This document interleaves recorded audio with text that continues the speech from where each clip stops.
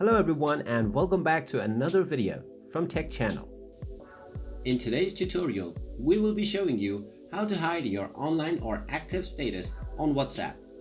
Since there is no direct feature anymore to set your online or away status, you can still avoid appearing online on WhatsApp to other users.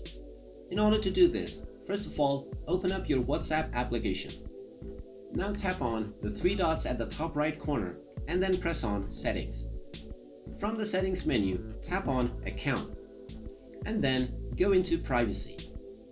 From here, tap on the Last Seen tab and then select Nobody on this option.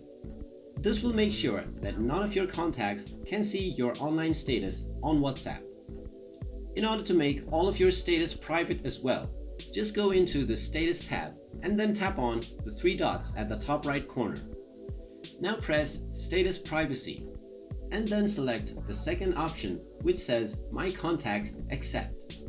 From this page, go ahead and select all of your contacts and then press on the checkbox at the bottom right corner.